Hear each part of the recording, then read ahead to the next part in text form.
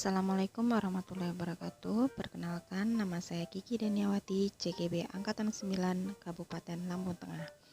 Pada kesempatan kali ini, izinkan saya untuk menyampaikan refleksi diri dalam memaknai dan menghayati pemikiran Ki Hajar Dewantara. Pertama adalah intisari pemikiran Ki Hajar Dewantara tentang pendidikan. Menurut Ki Hajar Dewantara, pendidikan adalah tempat persemaian benih-benih kebudayaan dalam masyarakat. Dan tujuan pendidikan adalah menuntun segala kodrat yang ada pada anak-anak agar mereka dapat mencapai keselamatan dan kebahagiaan yang setinggi-tingginya, baik sebagai manusia maupun sebagai anggota masyarakat. Dalam menuntun laku dan pertumbuhan kodrat anak, Ki Hajar Dewantara mengibaratkan peran pendidik sebagai seorang petani atau tukang kebun. Anak-anak itu seperti biji tumbuhan yang disemai dan ditanam oleh Pak Tani atau Pak Tukang Kebun di lahan yang telah disediakan. Anak-anak bagaikan bulir-bulir jagung yang ditanam.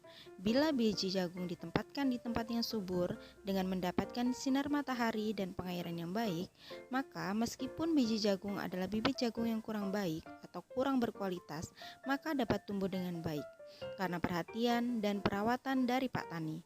Demikian sebaliknya, meskipun biji jagung itu disemai adalah bibit berkualitas baik, namun bila tumbuh di lahan yang gersang dan tidak mendapatkan pengairan dan cahaya matahari serta tangan dingin Pak Tani, maka biji jagung itu mungkin tumbuh namun tidak optimal.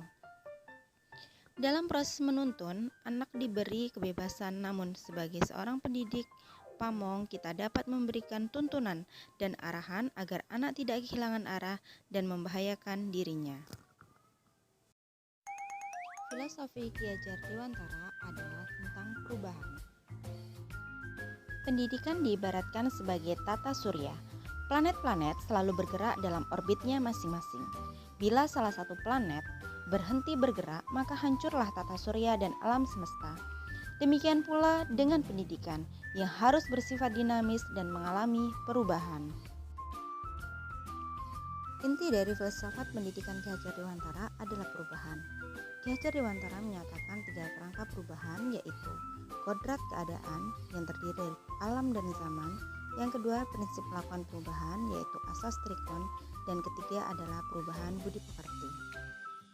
Dasar pendidikan anak berhubungan dengan kodrat alam dan kodrat zaman.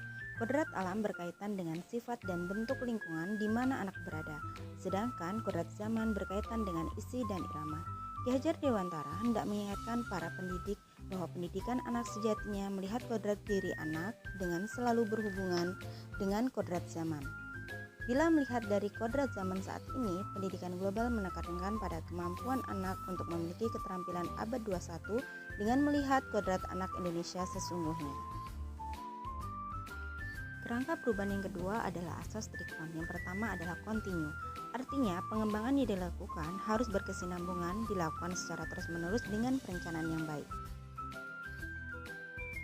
Yang kedua adalah konvergen, artinya pengembangan yang dilakukan dapat mengambil dari berbagai sumber di luar, bahkan dari praktik pendidikan di luar negeri. Yang ketiga adalah konsentris, artinya pengembangan pendidikan yang dilakukan haruslah berdasarkan kepribadian kita sendiri. Kerangka perubahan yang ketiga adalah perubahan budi pekerti.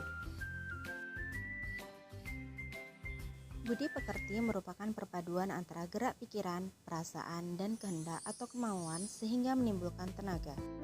Paparan selanjutnya adalah tentang cara pandang diri sebagai pembelajar atau guru dan pembelajar atau murid dikaitkan dengan pemikiran Ki Hajar Dewantara. Sebagai seorang pembelajar, hendaknya guru meneladani semboyan Ki Hajar Dewantara, yaitu Ing Ngarso Sung Tulodo, di mana seorang guru harus menjadi teladan. Ing Madya Mangunkarso, artinya seorang guru selalu berada di tengah-tengah para muridnya dan membangun semangat serta membangun ide-ide untuk berkarya. Tutwuri Handayani, di mana seorang guru harus terus menuntun dan menunjuk arah yang benar untuk murid-muridnya. Sedangkan sebagai seorang pembelajar atau siswa, kita harus memiliki kemandirian, kreativitas, motivasi diri, dan ketahanan. Demikian paparan dari saya. Terima